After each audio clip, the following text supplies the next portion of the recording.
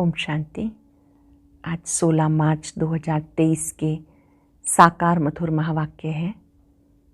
आज सतगुरुवार, बाबा को भोग समर्पित करने का दिन, परम सतगुरु से दृष्टि पाने का दिन, नज़रों से निहाल होने का वरदान प्राप्ति का दिन है। आज परम सतगुरु ने रूहानी दृष्टि देते हुए बहुत ही सुंदर वरदान दिया है। हर कर्म चरित्र के रूप में करने वाले स्वदर्शन चक्रधारी, मायाजीत, सफलता मूर्त भव। जो बच्चे स्वदर्शन चक्रधारी हैं वो हर कर्म चरित्र के रूप में करते हैं।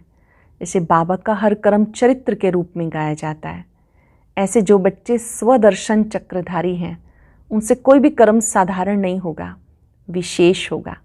ऐसे बच्चे ही पद्मा पदमपति बनते हैं, सफलता मूर्त बनते हैं। आज बाबा ने कहा कि बाबा बच्चों की महफिल में आए हैं। ये रूहानी महफिल है जहाँ तुम ज्ञान अमृत प्राप्त कर रहे हो। भले माया के कितने भी तूफान आए, उन तूफानों को शांत करने की विधि है कि कार्य करते हुए बीच बीच में बुद्धि योग बाबा से लगाओ। 5 मिनट, 10 मिनट जब अति व्यस्त हैं तो बीच में से टाइम निकालकर बाबा के स्वरूप पर एकाग्र हो जाओ। एक बाबा के संग में रहो, बाकी सब संग तोड़ एक संग जोड़ना है। याद करें, मैं अशरीरी आत्मा, अशरीरी देश से यहाँ पार्ट बजाने आई हूँ। जब आत्मिक स्मृति होगी तो अनेक तूफान शांत हो जाते हैं। ऐसे बाबा को कई बच्चे छोड़ देते हैं। बाबा ने कहा बाबा को कभी भी फारकती नहीं देना, तलाक नहीं देना। बहुत बच्चे आश्चर्यवत बाबा का बनते हैं, ज्ञान सुनते हैं, सुनाते हैं, छोड़ के चले जाते हैं। बाबा ने कहा इस तरह से छोड़ के नहीं जाना। माया भिन्न भिन्न रूपों में आएगी, पर कभी भी बाबा को तलाक नहीं देना, फारकती नहीं देना, बल्कि अभ्यास करो मेरा बुद्धि योग एक बाबा से लगे। जिसका बुद्धि योग बाबा के संग लग जाता है तो तूफान शांत हो जाते हैं। बाबा ने कहा इसी समय मैं तुम्हें याद दिलाता हूँ, लोंग लोंग एगो 5000 वर्ष पहले मैं तुम बच्चों की महफिल में आया था, अब भी आया हूँ, कल्प के बाद भी आऊँगा। ये रूहानी महफिल है जिसमें आप ज्ञान अमृत प्राप्त करते हो। सदा खुश रहने के लिए खुशी के समर्थ संकल्पों की रचना करनी है, तब तन मन से स्वस्थ रहेंगे। आज पूरा दिन परम सतगुरु का वरद हस्त अपने मस्तक पर अनुभव करते याद करेंगे, मैं सफलता मूर्त आत्मा हूँ, माया जीत हूँ। मुझे चलते फिरते अनेक आत्माओं को भी वरदान देना है, सफलता मूर्त भाव, समर्थ भाव, खुश नसीब भाव। अब सुनते हैं आज के मधुर महावाक्य आदरणीय बड़े दीदी से। ओम शांति। Good morning. बाबा कहते मीठे बच्चे, बाप आया है तुम बच्चों की महफिल में। अभी तुम ज्ञान अमृत की महफिल मना रहे हो, तुम्हारी मुसाफरी पूरी हुई, अब वापस घर चलना है। प्रश्न है, अनेक प्रकार के तूफानों में याद को सहज बनाने की विधि क्या है? बाबा कहते शरीर निर्वाह करते 5-10 मिनट भी बुद्धि को शिव बाबा में लगाने की कोशिश करो।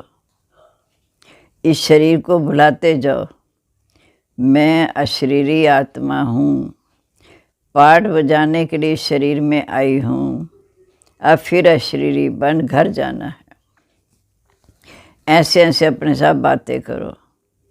एक सत्य बाप के साथ बुद्धि का संग हो, दूसरे संग से अपनी संभाल करो तो याद सहज हो जाएगी। गीत है, आ गए दिल में तू। ओम शांति। बच्चों ने गीत सुना और अर्थ भी बच्चों ने दिल में समझाया होगा। फिर भी बाप समझाते हैं क्योंकि अभी बाप इस महफिल में आए हुए हैं। महफिल तुम्हारी भी है, सारी दुनिया की भी है। भगवान कहते मैं आता हूँ भक्तों की महफिल में, तो सब भक्त ठहरे। उसमें फिर खास उन भक्तों की महफिल में आता हूँ जो भक्त मुझ परमपिता परमात्मा से वर्षा लेने के लिए आए हुए हैं। जिन आत्माओं की बुद्धि में अब परमपिता परमात्मा की याद है, उन्हों की महफिल में हाजिर हूँ। महफिल में कुछ खिलाया पिलाया जाता है। बाप कहते तुम बच्चों को ज्ञान अमृत की महफिल करा रहा हूँ, ज्ञान अमृत का खान पीन खिला रहे हूँ। तुम बच्चों को ज्ञान अमृत की महफिल करा रहा हूँ। जो आकर बाप के बच्चे बने हैं वही समझते हैं कि बाप आया हुआ है हमारी इस महफिल में। फिर नंबरवार सबको वापस ले जाएंगे। खास तुम बच्चों की महफिल है, आम सबकी है। जहाँ बाप होगा वहाँ बच्चे भी होंगे। बाप कहते हम भी अशरीरी, तुम भी सब अशरीरी थे जब मेरे पास थे, अर्थात शांति धाम में थे। याद दिलाते हैं कि 5000 वर्ष हुए, लॉन्ग एगो कहते हैं ना। 5000 वर्ष से बड़ी मुसाफरी कोई होती नहीं, चक्कर ही 5000 साल का है। भारतवासी बच्चे ये भूले हुए हैं कि शिव भगवान कब आए। उनकी जयंती मनाते हैं, कहते हैं आए थे तो ज़रूर। ये तो बाप ही बता सकते हैं। कहते हैं बच्चे 5000 वर्ष पहले भी हम तुमके पास इसी महफिल में आया था। दुनिया में शिव जयंती तो मनाते हैं, उसी दिन उनसे जाकर पूछो कि बताओ इनको कितने वर्ष हुए। गांधी की जयंती मनाएंगे तो झट बता देंगे इतने वर्ष हुए। शिव का कोई बता नहीं सकता। तुम बच्चे जानते हो कि शिव को तो बहुत समय हुआ जब के आए थे। 5000 साल पहले आए थे, बहुत समय हुआ जब आए थे। वह तो कुछ भी जानते नहीं। कहते हैं वो तो जन्म मरण रहित है, नाम रूप से न्यारा है। अरे नाम रूप से न्यारा है तो जयंती किसकी मनाते हो? नाम रूप से न्यारा तो हो नहीं सकता। ज़रूर भारत में आया था तभी तो जयंती मना रहे हो। फिर नाम रूप से न्यारा कैसे कहते हो? याद करते हैं कि कब आया था। ज़रूर भक्ति का समय जब पूरा होगा तब भगवान को घर बैठे आना पड़े, अर्थात हम बच्चों की महफिल में आना पड़े। बाबा कहते बड़ी चतुराई से पूछना है और समझाना है कि भगवान तो निराकार है। समझाना पड़े कि भगवान तो निराकार है, तुम उनकी पूजा करते हो, कहते हो हे परमात्मा, हे भगवान। उनको कोई देवता तो कहते नहीं। देवताएं तो हैं ब्रह्मा विष्णु शंकर। तो इन चित्रों पर समझाना पड़े। तुम शिव के मंदिर में जाएंगे तो उनसे पूछेंगे वह कब आए। निराकारी दुनिया से तो सब आते हैं। परमपिता परमात्मा को पतित पावन कहते हैं, तो पतित को पावन कैसे बनाया? ज़रूर साकार में आकर ब्रह्मा मुख से समझाया होगा। भगवान आते हैं नई रचना अर्थात नई दुनिया की स्थापना करने, तो ज़रूर कोई तन में आए होंगे। गाया हुआ है ब्रह्मा मुख से मनुष्य सृष्टि रची, तो ज़रूर ब्रह्मा के बच्चे ब्राह्मण होंगे। प्रजापिता ब्रह्मा ने तो ज़रूर ब्राह्मण ब्राह्मणियाँ रचे होंगे ना। ब्रह्मा मुख वंशावली ब्राह्मण ब्राह्मणियाँ, नहीं तो ब्राह्मण संप्रदाय कैसे बने? परमपिता परमात्मा रचता बेशक है। ब्रह्मा द्वारा नई सृष्टि की स्थापना करते तो ज़रूर उनको ब्रह्मा मुख द्वारा समझाना पड़े। ये बातें जो अच्छी रीति समझ कर धारण करेंगे वही फिर समझा सकेंगे। जो पूरे राजयोगी होंगे, बाप को रजाई को याद करते होंगे, जिनके लिए बाबा कहते बच्चे स्वदर्शन चक्रधारी बनो। 84 जन्मों का राज भी ठीक समझा है। 84 जन्म तो ज़रूर लेने हैं, और जो पहले नंबर वाले हैं वे अगर 84 जन्म लेंगे ये तो सब ठीक है, परंतु याद में रहना ये बड़ा मुश्किल है। योग में अनेक प्रकार के तूफान आते हैं। योग में अनेक प्रकार के तूफान आते हैं, उनको कैसे वश करें? कौन सा टाइम है जिसमें अच्छी रीति हम याद कर सकें? तो बाबा ने समझाया, यूँ तो चलते फिरते याद करो। अब तुम जहाँ बैठे हो, हम तुमसे पूछते हैं, स्त्री को याद करते हो? अब स्त्री का नाम सुना, झट बुद्धि भागी स्त्री की तरफ। वैसे तुम भल कोई भी काम शरीर निर्वार्थ करो, परंतु शिव बाबा के पास बुद्धि लगाने की कोशिश करो। 5 मिनट 10 मिनट याद करो। हाँ, ये माया भी विघन डालेगी, तूफान बड़ी ज़ोर से आएंगे डगमगाने के लिए, परंतु फिर भी तुम अपना पुरुषार्थ करते चलो। इस शरीर को भुलाना और बाप की याद में रहना बात एक है। अपने को आत्मा अशरीरी समझना है।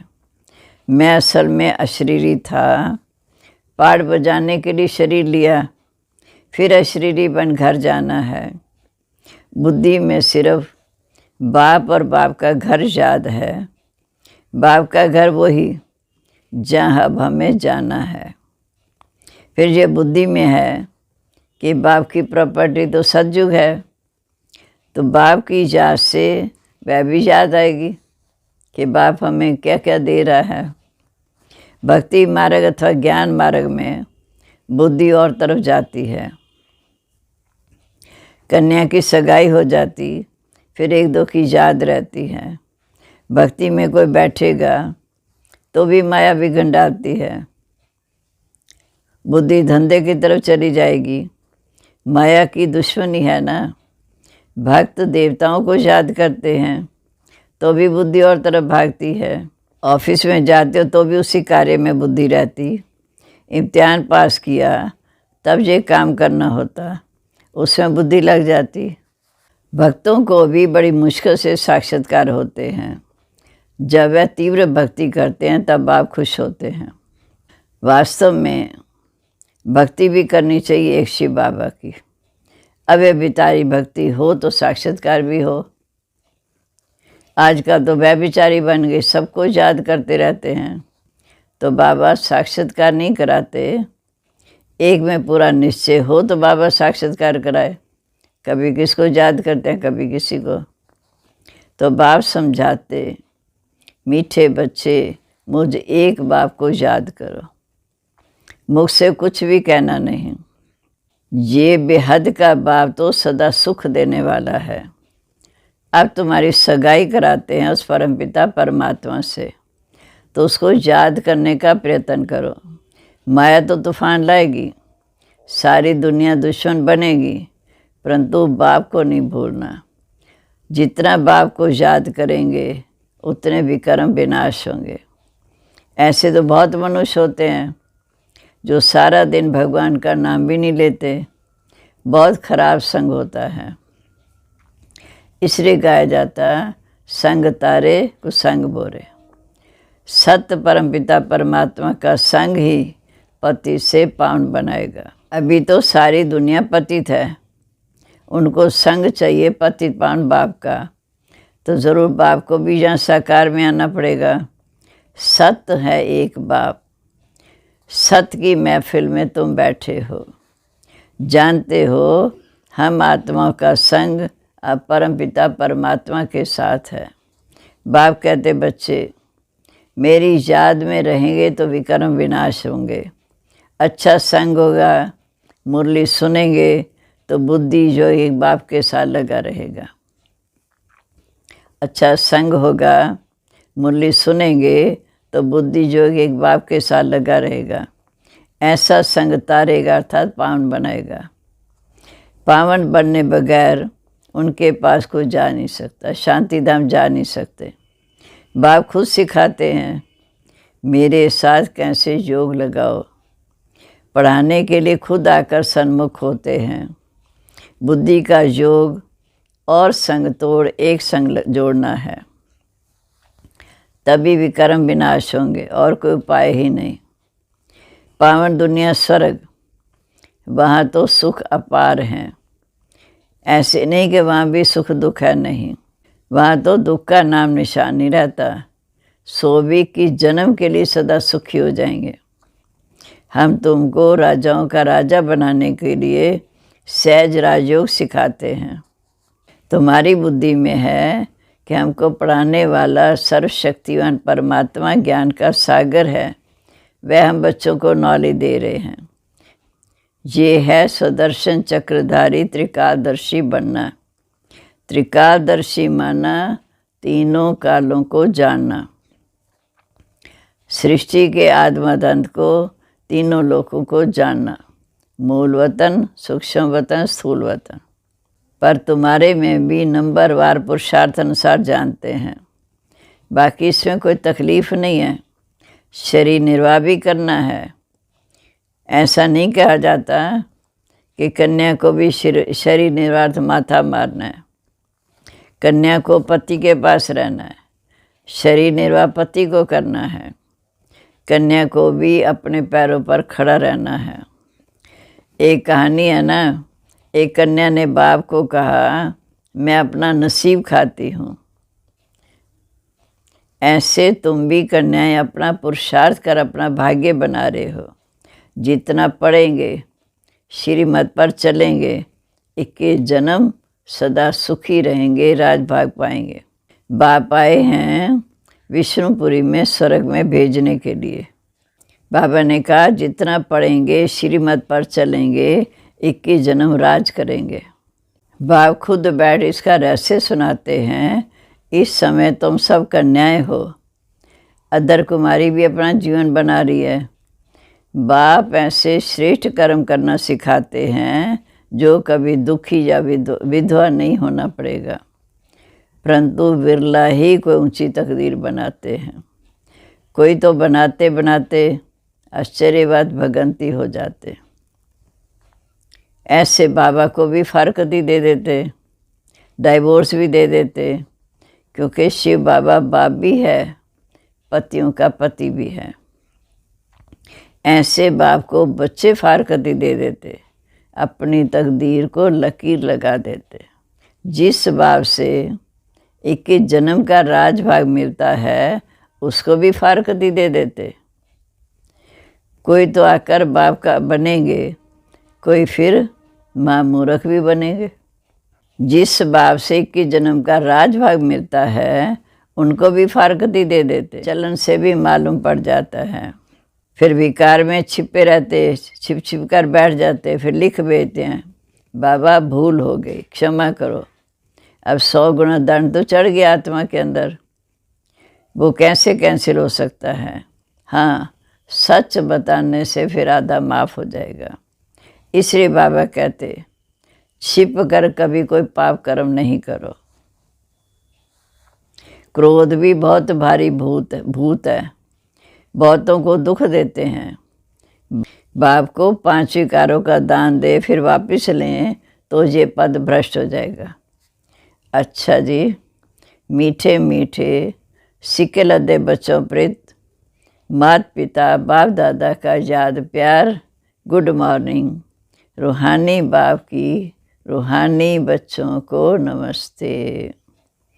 हम रूहानी बच्चों की रूहानी बाप दादा को नमस्ते। नमस्ते बाबा, गुड मॉर्निंग। शुक्रिया बाबा, कितना हमारा जीवन बचाने के लिए हमें अच्छी अच्छी शिक्षाएं देते हैं।